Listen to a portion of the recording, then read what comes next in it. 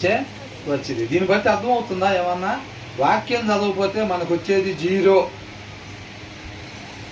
వాక్యం చదవకపోతే జీరో. మన జీవితంలో క్రీస్తు జీరోగా ఉంటాడన్నమాట.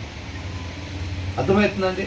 సోమర్లాగా అనుకోవచ్చు నేను క్రీస్తు వల్లే ఉండాలని, కానీ అది ఏది కూడా జరగదు వాక్యం చదవకుండా.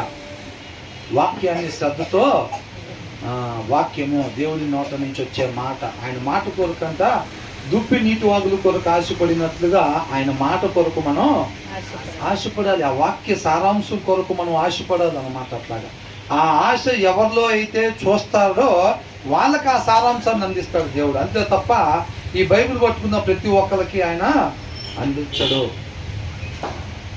ఆ ఆశ కనపడాలన్నమాట. అర్థమవుతుందండి?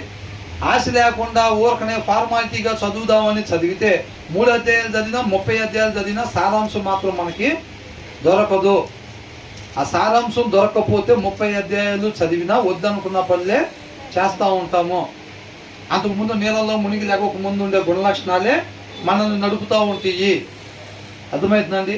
ఆ ఆసక్తి ఉండాలి. ఆసక్తి ఏంటంటే నేను ఎందుకోసమైతే సృష్టింపబడ్డానో దాని కొరకు మాత్రమే నేను జీవించాలి అనే ఒక భయము, వణుకు మనలో ఉండాలన్నమాట. ఆయన కృపను బట్టి మనకిచ్చే ప్రతి క్షణం కూడా దాన్ని ఎలాగలా ఉపయోగించటం కాదు, మనకు నచ్చినట్టుగా ఉపయోగించటం కాదు.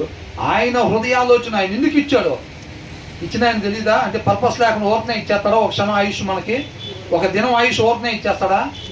ఆ క్షణము, ఆ దినం వరకు ఆయనకు ఒక పర్పస్ ఉండిద్ది అనమాట.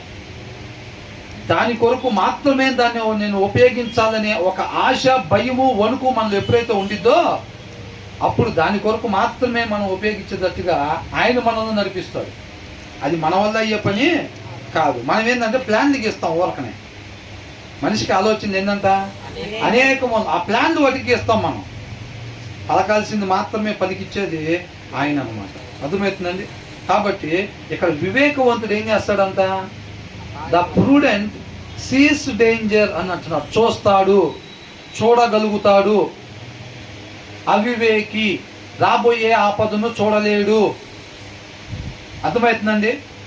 ఏంటంట? The prudent sees danger and hides himself. ఏం చేస్తాడంట? Sees danger. ఆపద వచ్చేటప్పుడు వివేకవంతుడు ఏం చేస్తాడంట? ఆ వివేకం తనకు ఉండటం వల్ల దాన్ని చూడగలుగుతాడు, చూసి తను భద్రపరుచుకుంటాడు. అర్థమవుతుందండి? తను ఏం చేస్తాడంట? భద్రపరుచుకుంటాడు. ఎక్కడ? ఆశ్రయ దుర్గంలో భద్రపరుచుకుంటాడు. ఇంకెక్కడ దాక్కున్నా అపవాది అటాక్ చేస్తాడు, ఒక ప్లేస్లో తప్ప. ఇక్కడ